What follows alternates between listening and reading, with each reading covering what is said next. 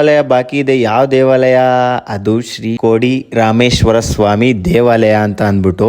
ಆ ದೇವಾಲಯ ಆಲ್ಮೋಸ್ಟ್ ಇಲ್ಲಿ ಇರೋದ್ರಲ್ಲಿ ಎಲ್ಲಾರು ಇವೆರಡೇ ದೇವಸ್ಥಾನ ತೋರಿಸಿರ್ತಾರೆ. ಆ ದೇವಸ್ಥಾನ ತೋರ್ಸಿರಕ್ ಸಾಧ್ಯನೇ ಇಲ್ಲ, ಎಷ್ಟೋ ಜನ ತೋರ್ಸೇ ಇಲ್ಲ. ಆ ದೇವಾಲಯ ಮೂರನೇ ದೇವಾಲಯ. ಇಲ್ಲಿ ಕಂಪ್ಲೀಟ್ ಆಗಿ ನಿರ್ಮಾಣ ಮಾಡಿರೋದು 3 ದೇವಾಲಯಗಳು. ಆ 3 ದೇವಾಲಯಗಳಲ್ಲಿ 2 ಮಾತ್ರ ತೋರಿಸ್ತಾರೆ ಎಲ್ಲರೂ. ನಾನ್ ಮಾತ್ರ ಸ್ಪೆಷಲ್ ಆಗಿರ್ಲಿ ಅಂತ ಅಂದ್ಬಿಟ್ಟು ಅದನ್ನ ತೋರ್ಸಕ್ಕೆ ಹೋಗ್ತಾ ಇರೋದು. ನಾನು ಒಂದೇ ಒಂದ್ ಸೆಕೆಂಡ್ ಅಲ್ಲಿ ಈ ದಾರಿ ಮಿಸ್ ಮಾಡ್ಕೊಂಡ್ಬಿಟ್ಟೆ ನೋಡಿ. ಯೋಚನೆ ಮಾಡಬೇಡಿ ನೋಡಿ, ಇಲ್ಲಿ ನಾನು ರೈಟ್ ತಗೋಬೇಕಿತ್ತು, ನಾನು ಸ್ಟ್ರೈಟ್ ಹೋಗ್ಬಿಟ್ಟಿದೀನಿ. ಒಂದು 5-6 ಕಿಲೋಮೀಟರ್ ಮುಂದೆ ಮುಂದೆ ಕೆರೆ ಬರುತ್ತೆ. ಆ ಕೆರೆಯಿಂದ ಮುಂದೆ ಇನ್ನೊಂದು ಊರ್ ಸಿಗುತ್ತೆ. ಆ ಊರ್ಗ್ ಹೋಗಿ ವಾಪಸ್ ಬಂದ.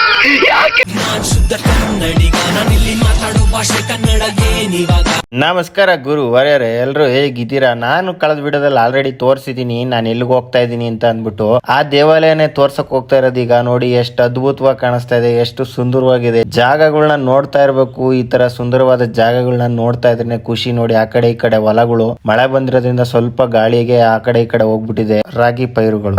ದೇವಾಲಯಗಳಿಗೆ ಪೂಜೆ ಇಲ್ದಂಗೆ ಆಗೈತೆ ಅಂತಂದ್ರೆ ಇದು ತುಂಬಾ ಬೇಜಾರಾಗುವಂಥ ಸನ್ನಿವೇಶ ಅಂತಲೇ ಹೇಳ್ಬೋದು. ಕೋಡಿ ರಾಮೇಶ್ವರ ಅಂತ ದೇವಾಲಯ ಏನು ಅದ್ಭುತವಾಗಿದೆ. ಲಿಂಗ ನೋಡಿ, ಪಳ ಪಳ ಪಳ ಹೊಳಿತಾ ಐತೆ. ಸಕ್ಕದಾಗೈತೆ ಗುರು ಲಿಂಗ. ಅದೇ ಈ ಕಲ್ಲುಗಳು ಹೊಸ್ದಾಗಿ ಹಾಕಿರ್ಬೋದು ಇವನ್ನೆಲ್ಲ. ನಿಮ್ಗೆ ಯಾಕೆ ಬೇಕದು? ಟೈಲ್ಸ್ ಕಲ್ಲು, ಗ್ರಾನೈಟ್ ಕಲ್ಲುಗಳು ಅಂತ. ಆಮೇಲೆ ಪೇಂಟ್ ಮಾಡೋರೆ ಸ್ವಲ್ಪ. ನಮಗೆಲ್ಲ ಗೊತ್ತಾಗೋಯ್ತು. ಆ ಲಿಂಗದಲ್ಲಿರುವಂಥ ಪೀಠ ನೋಡಿ ಏನು ಅದ್ಭುತವಾಗಿದೆ. ಸ್ಟೆಪ್ ಬೈ ಸ್ಟೆಪ್ ಯಾವ ಥರ ಮಾಡಿದ್ದಾರೆ. ಇಂಥ ಅಮೂಲ್ಯವಾದ ಜಾಗಗಳನ್ನ ಈ ಥರ ಹಾಳು ಮಾಡ್ತಾರಲ್ಲ ಕೂತ್ಕೊಂಡು. ಸಿಗರೇಟ್ ಹೊಡೆಯೋದು, ಬೀಡಿ ಹೊಡೆಯೋದು, ಹಿಂಗೆಲ್ಲ ಬಿಸಾಕೋಗೋದು. ಆಗಿದ್ದಾಗಾಯ್ತು, ಮುಚ್ಚಾಲೆ ಬಾಯ್ಲಿ. ಬರೀ ಗಲೀಜು. ಇಂಥ ಸುಮಧುರವಾದ ಜಾಗಗಳನ್ನ ನೋಡ್ಕೊಂಡು ಎಂಜಾಯ್ ಮಾಡೋದು ಬಿಟ್ಟು ಜನ ಎಷ್ಟು ಇದು ಮಾಡ್ತಾರಲ್ವಾ.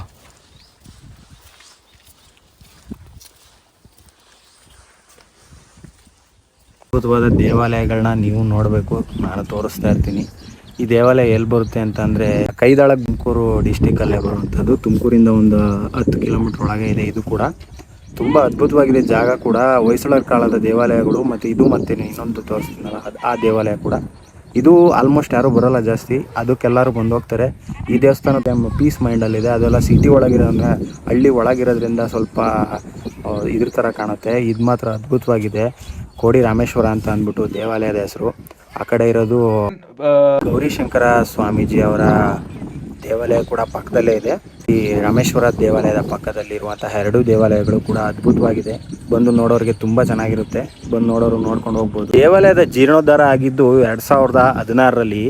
ಯಾರು ಮಾಡಿದ್ದು ಅಂತ ಅಂದರೆ ನಿಮಗೆ ಸ್ವಲ್ಪ ಆಶ್ಚರ್ಯ. ಅಲ್ಲಿಂದ ಇಲ್ಲಿಗೆ ಬಂದು ಅವರು ಈ ದೇವಾಲಯನ ಹುಡುಕಿ ಅದನ್ನೆಲ್ಲ ಜೀರ್ಣೋದ್ಧಾರ ಮಾಡಿದ್ದಾರೆ ಅಂತ ಅಂದರೆ ತುಂಬ ಗ್ರೇಟ್ ಅಂತಲೇ ಹೇಳ್ಬೋದು. ಯಾಕೆ ಅಂತ ಅಂದರೆ ಅವರು ಆ ದೇವಸ್ಥಾನ ಇಂಪ್ರೂವ್ಮೆಂಟ್ ಮಾಡೋದಲ್ದಲೇ ಬೇರೆ ದೇವಸ್ಥಾನಗಳ್ನು ಕೂಡ ತುಂಬ ಇಂಪ್ರೂವ್ಮೆಂಟ್ ಮಾಡ್ತಿದ್ದಾರೆ.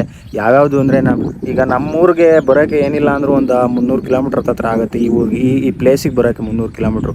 ಅಲ್ಲಿಂದ ಇಷ್ಟು ದೂರನೇ ಟ್ರಾನ್ಸ್ಫರ್ ಮಾಡಿ ಎಲ್ಲ ದುಡ್ಡೆಲ್ಲ ಇದ್ದಾಕಿ ಈ ದೇವಾಲಯಗಳನ್ನ, ಯಾವುದೇ ದೇವಾಲಯಗಳನ್ನ, ಪುರಾತನವಾದ ದೇವಾಲಯಗಳನ್ನ ಅವರು ತುಂಬ ಜೀರ್ಣೋದ್ಧಾರ ಮಾಡಿದ್ದಾರೆ.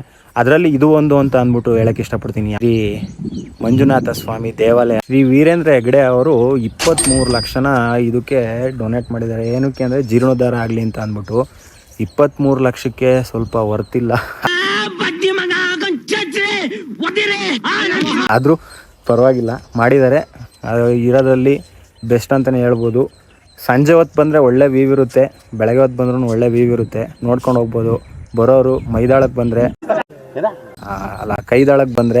ಕೈದಾಳಕ್ಕೆ ಬಂದವರು ಖಂಡಿತ ಈ ಜಾಗನ ಮಿಸ್ ಮಾಡ್ಕೊಂಡಲ್ಲೇ ನೋಡ್ಕೊಂಡು ಹೋಗಿ. ಆ ದೇವಸ್ಥಾನಕ್ಕೆ ಬಂದಮೇಲೆ ಈ ದೇವಸ್ಥಾನನ ನೋಡ್ಕೊಂಡು ಹೋಗಿ ಅಂತ ಹೇಳ್ತಾ ಈ ವಿಡಿಯೋನ ಏನು ಮಾಡ್ತಾ ಇದ್ದೀನಿ. ನಾನು ಏನಕ್ಕೆ ರೋಡ್ನ ಮಿಸ್ ಮಾಡ್ಕೊಂಡೆ ಅನ್ನೋದನ್ನ ಈಗ ಕ್ಲಿಯರ್ ಆಗಿ ತೋರಿಸ್ತೀನಿ ನೋಡಿ. ಅಲ್ಲಿ ಒಂದು ಬೋರ್ಡ್ ಹಾಕಿದ್ದಾರೆ, ಆ ಬೋರ್ಡ್ ಮನಿಕೊಂಬಿಟ್ಟೈತೆ. ಹಂಗಾಗಿ ನಾನು ಮಿಸ್ ಆಗಿ ಬೇರೆ ರೂಟ್ಗೆ ಹೋದಂಗಾಯ್ತು. ಒಂದಿನ ಈ ಥರದೊಂದು ಮನೆ ಕಟ್ಟಿಸ್ತೀನಿ.